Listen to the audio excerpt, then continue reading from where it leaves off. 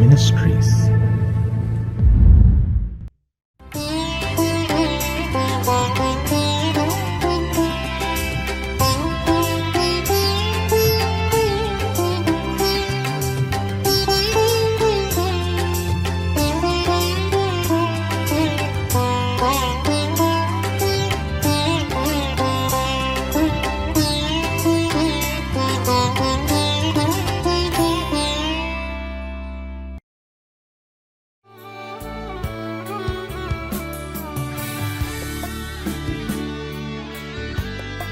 நீதிமான்கள் பூமியை சுதந்தரித்துக் கொண்டு என்றைக்கும் அதிலே வாசமாயிருப்பார்கள். சங்கீதம் 37:29.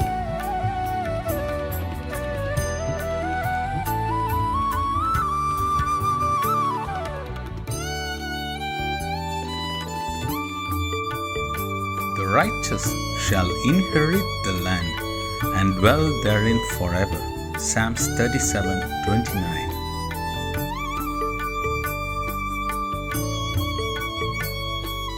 கர்த்தருடைய பரிசுத்த நாமம் மகிமைப்படுவதாக. மகிழ்ச்சிகரமான கடைசி மாதத்தில் காட் கூஸ் சீஸ் மினிஸ்ட்ரி சார்பாக உங்களை சந்திப்பதில் பெரும் மகிழ்ச்சி அடைகிறேன். இந்த ஆண்டு முழுவதும் தேவனாகிய கர்த்தர் நம்மையும் நம் குடும்பத்தையும் கிருபையால் தாங்கி நடத்தியிருக்கிறார். நம்முடைய போக்கிலும் வரத்திலும் நம்முடைய பிரயாணங்களிலும் கர்த்தர் நமக்கு துணையாயிருந்தது மாத்திரமல்ல, நம்முடைய பலவீனங்களிலே தம்முடைய வார்த்தையை அனுப்பி பலப்படுத்தியிருக்கிறார். நாம் அநேக நேரங்களிலே சோர்ந்து போய் இருந்த போதும் கர்த்தர் தம்முடைய வார்த்தையினாலே நம்மை தேற்றினார், நம்மை பலப்படுத்தினார். தேவனாகிய கர்த்தர் நம்மோடு கூட இருக்கிறார் என்பதை இதன் மூலம் அநேக நேரங்களிலே நம்மை உணர வைத்திருக்கிறார். விசேஷமாக இந்த கடைசி மாதத்திலே தேவனாகிய கர்த்தர் நிறைவான ஆசீர்வாதங்களால் நிரப்பி நம்மை ஆசீர்வதிப்பார் என்று நம்புகிறேன். கர்த்தருடைய வார்த்தையை கேளுங்கள், நம்புங்கள். கர்த்தருடைய வார்த்தை உங்கள் நடுவிலே பெரிய காரியங்களை செய்யும். தேவனிடத்திலிருந்து ஆசீர்வாதங்களை காத்திருந்து பெற்றுக்கொள்வோம். தேவனாகிய கர்த்தர் நிச்சயம் உங்களையும் உங்கள் குடும்பங்களையும் ஆசீர்வதிப்பாராக. ஆமேன்.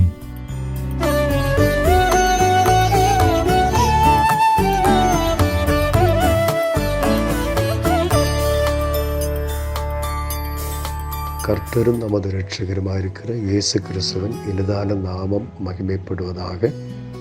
ஆண்டவர் கடந்த நாட்களெல்லாம் நம்மோடு கூட இருந்து அவருடைய இரக்கங்களினாலே நம்மை முடிசூட்டி நடத்தின கிருபைகளுக்காக ஆண்டவரை ஸ்தோத்திரிக்கிறேன். அவருடைய இரக்கங்களுக்கு முடிவில்லை என்பதாக நாம் வேதத்திலே வாசிக்கிறோம். நாம் கடந்து வந்த பாதைகளிலே வந்த வேதனைகள், கண்ணீர்கள், வாழ்க்கையில் வந்த எல்லா சூழ்நிலைகளிலும் தேவனுடைய கிருபை, அவருடைய இரக்கம் நம்மை பாதுகாத்ததற்காக ஆண்டவரை ஸ்தோத்திரிக்கிறேன். இந்த நாளிலும் நம்முடைய தியானத்திற்காக மத்தேயு எழுதின சுவிசேஷம் 11ஆம் அதிகாரம் 28வது வசனத்தை நான் உங்களுக்காக வாசிக்கிறேன். வருத்தப்பட்டு பாரம் சுமக்கிறவர்களே, நீங்கள் எல்லோரும் என்னிடத்திலே வாருங்கள், நான் உங்களுக்கு இளைப்பாறுதல் தருவேன் என்பதாக இயேசு சொல்லியிருக்கிறார். இந்த வேத வசனத்தின் மூலமாக ஆண்டவர் நம்மோடு இந்த நாளிலே பேசும்படியாய் ஜெபத்தோடு எதிர்பார்ப்போடு தேவனுடைய வார்த்தையை கேட்கும்படி உங்களை கேட்டுக்கொள்கிறேன். ஆண்டவர் இயேசு கிறிஸ்து தம்மிடத்தில் வந்த ஜனங்களை பார்த்து சொன்ன ஒரு அருமையான வார்த்தை தான் நாம் இந்த இடத்துல வாசித்து கேட்டோம். இயேசு கிறிஸ்துவின் ஊழிய நாட்களிலே அவருடைய அருகாமையில் வந்ததான மக்கள் பலவிதமான வருத்தங்கள், கவலைகள், பிரச்சனைகள், தேவைகள், வியாதிகள், பிசாசின் கட்டுகள், இப்படி பலவிதமான சூழ்நிலைகளில் இருந்த மக்கள் இயேசு கிறிஸ்துவின் வசனத்தை கேட்கும்படியாய் அவரிடத்திலே வந்ததாக நாம் வேதத்திலே வாசிக்கிறோம். அவரிடத்தில் வந்த மக்களை பார்த்து ஆண்டவர் சொன்ன ஒரு வார்த்தையை தான் இந்த இடத்திலே நாம் வாசித்தோம். முதலாவது இயேசு சொன்னார், வருத்தப்படுகிறவர்களே என்பதாக. வருத்தப்படுகிறவர்கள் என்று சொன்னால் வாழ்க்கையிலே துக்கங்களை, கவலைகளை, துயரங்களை அனுபவிக்கிறவர்கள் என்று அர்த்தம்.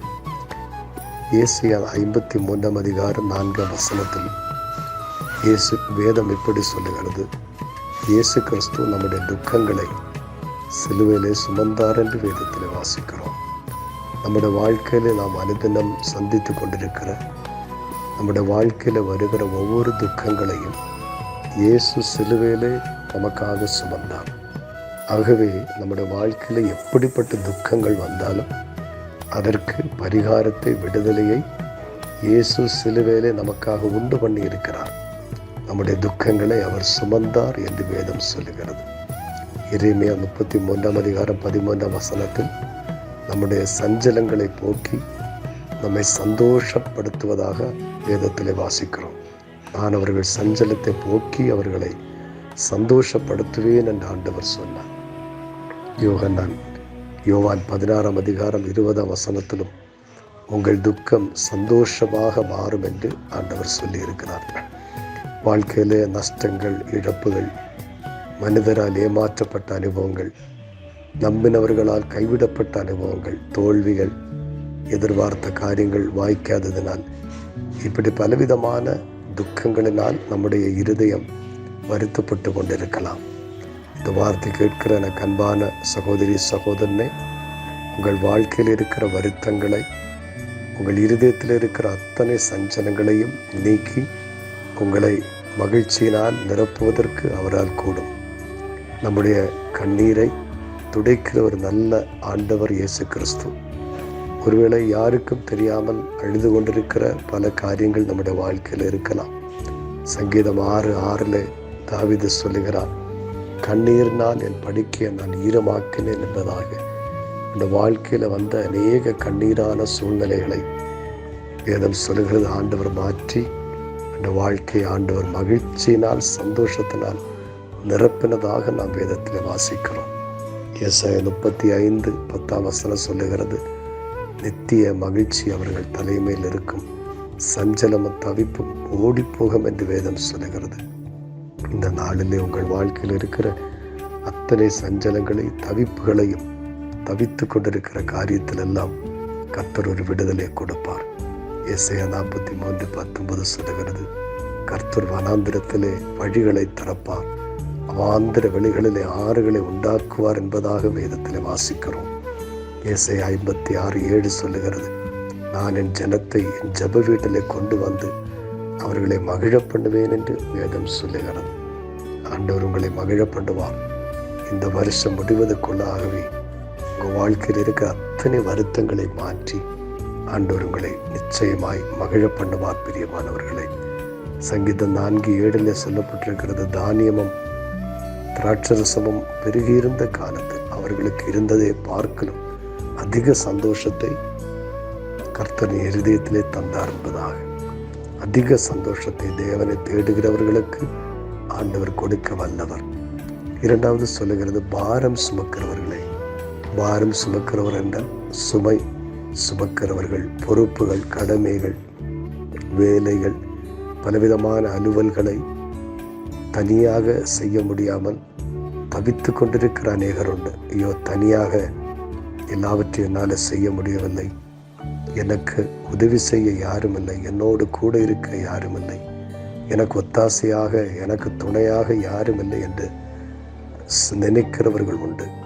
ஏசாயா 41:13 சொல்லுகிறது, பயப்படாதே, நான் உனக்கு துணை நிற்கிறேன். பலவிதமான பாரங்களை சுமக்கிறவர்கள், குடும்ப பாரங்கள், வேலையில் உள்ள பாரங்கள், பொறுப்பில் இருக்கிற பாரங்கள், கட பாரங்கள், இப்படிப்பட்ட பலவிதமான பாரங்களை உங்களால் சுமக்க முடியாமல் திணறிக் கொண்டிருக்கிறீர்களோ, ஆண்டவர் சொல்லுகிறார், நான் உனக்கு துணை நிற்கிறேன், நான் உனக்கு உதவி செய்ய என்னால் முடியும். 55 சங்கீதம் 22 சொல்லுகிறது, கர்த்தர் மேல் உன் பாரத்தை வைத்துவிடு, அவர் உன்னை ஆதரிப்பார் என்பதாக. இன்னைக்கு உங்கள் வாழ்க்கையில் எப்படிப்பட்ட பாரங்கள் இருந்தாலும் உங்களுக்கு உதவி செய்ய ஏசப்பா கூட இருக்கிறார். 2 நாளாகமம் 14:11 வாசிக்கிறோம், பலன் உள்ளவனுக்கும் பலன் இல்லாதவனுக்கும் உதவி செய்வது ஆண்டவருக்கு லேசான காரியம். உங்களுடைய வாழ்க்கையில் எவ்வளோ பெரிய பாரமாக இருந்தாலும் உங்களுக்கு உதவி செய்ய ஆண்டவரால் முடியும். அடுத்ததாக ஆண்டவர் சொன்னார், என்னிடத்தில் வாருங்கள், வருத்தப்படுகிறவர்கள், பாரம் சுமக்கிறவர்கள் என்னிடத்தில் வாருங்கள், தேவனுடைய பிள்ளைகளே, உங்கள் வாழ்க்கையில் இருக்கிற வருத்தங்களை, பாரங்களை மாற்றுவதற்கு ஏற்ற ஒரு நல்ல இடம்தான் இயேசுவின் பாதம். நீங்கள் இயேசுவினிடத்தில் வரும்போது, என்னிடத்தில் வருகிறவனை புறம்பே தள்ளுவதில்லை என்று வேதத்திலே வாசிக்கிறோம். உங்களுடைய விடுதலைக்காக, உங்கள் பரிகாரத்துக்காக மனிதனை தேடியோ மந்திரவாதிகளை தேடியோ, இன்னும் உலகத்தில் நமக்கு எப்படி யார் என்ன உதவி செய்யலாம் என்று சொன்னாலும் அவர்கள் வார்த்தைகளை நம்பியோ நாம் போனால் நம்முடைய வாழ்க்கையில் விடுதலை கிடைக்காது. தேவனிடத்தில் வர வேண்டும். நமக்கு ஒரு வருத்தம் வரும்போது, ஒரு பாரம், ஒரு பிரச்சனை வரும்போது நாம் முதலாவது செய்ய வேண்டியது அவருடைய பாதத்தில் போய் முழங்கால் படியிட வேண்டும். அவரை தேட வேண்டும். இயேசுவனிடத்தில் வர வேண்டும். மனிதன் மீதோ, பொருள் மீதோ, பணத்தின் மீதோ, பலத்தின் மீதோ நம்முடைய நம்பிக்கை போகக்கூடாது. நம்முடைய நம்பிக்கை இயேசுவின் மீது மட்டும்தான் இருக்க வேண்டும். அவரிடத்தில் வர வேண்டும்.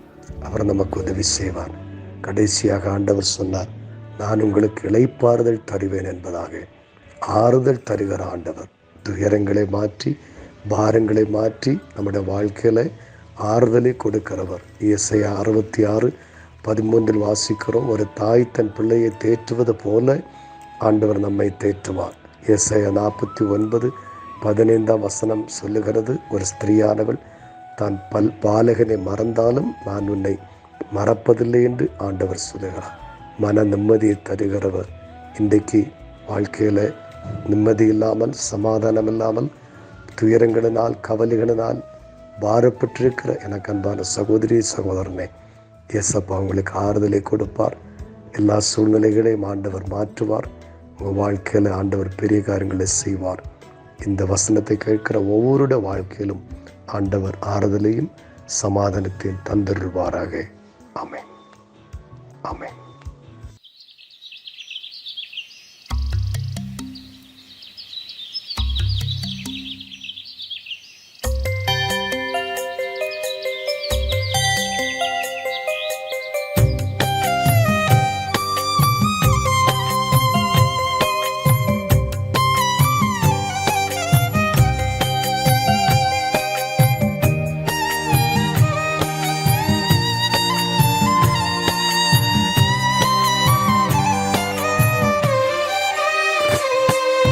வைகரையில் உமக்காக வழி மேல் விழி வைத்து காத்திருக்கின்றேன் இறைவா. காலை நேரம் உமக்காக வழி மேல் விழி வைத்து காத்திருக்கின்றேன் இறைவா. என் ஜெபம் கேட்டு பதில் தாரும், பெருமூச்சை பார்த்து மனம் இறங்கும். என் ஜெபம் கேட்டு பதில் தாரும், பெருமூச்சை பார்த்து மனம் இறங்கும். வைகரையில் உமக்காக வழி மேல் விழி வைத்து காத்திருக்கின்றேன் இறைவா. காலை நேரம் உமக்காக வழி மேல் விழி வைத்து காத்திருக்கின்றேன் இறைவா.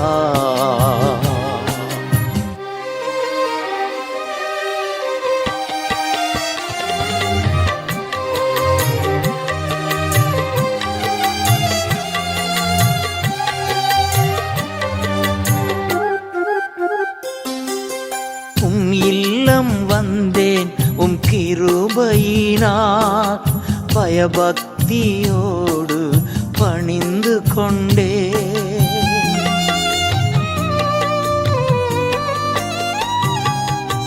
நிறைவான மகிழ்ச்சி உம் சமூகத்தில், குறையில்லாத பேரின்பம் உம் பாதத்தில்.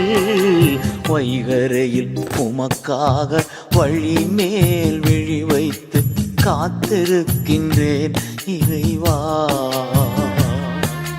காலை நேரம் உமக்காக வழி மேல் விழி வைத்து காத்திருக்கின்றேன் இறைவா.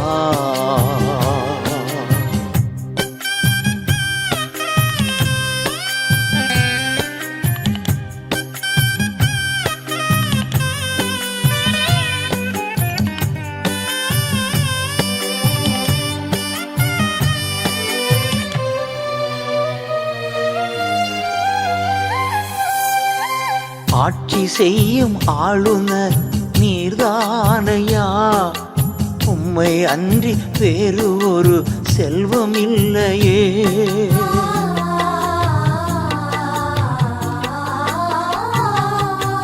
நீர்தானே எனது உரிமை சொத்து, எனக்குரிய பங்கும் நீர்தானையா.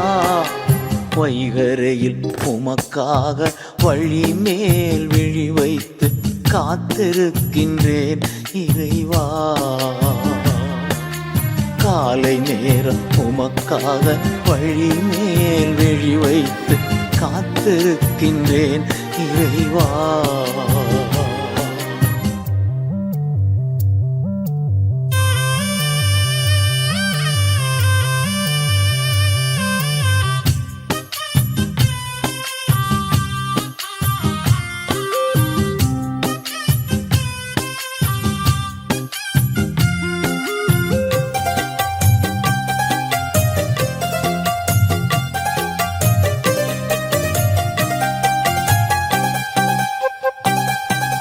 படுகுழியில் பாதாளத்தில் விடமாட்டி, அழிந்து போக அனுமதியும் தரமாட்டி.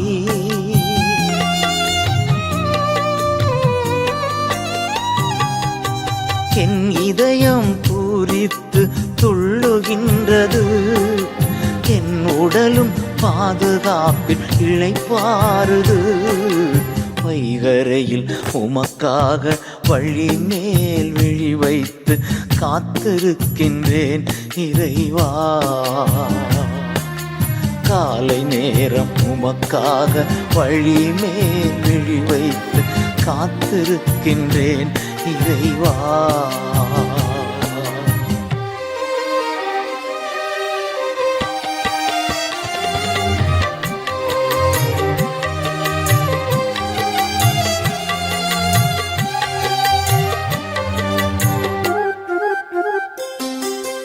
காலைதோறும் திருப்தியாக்கும் உம் கிருபையால் நாளெல்லாம் களி கூர்ந்து மகிழ்ந்திருப்பே.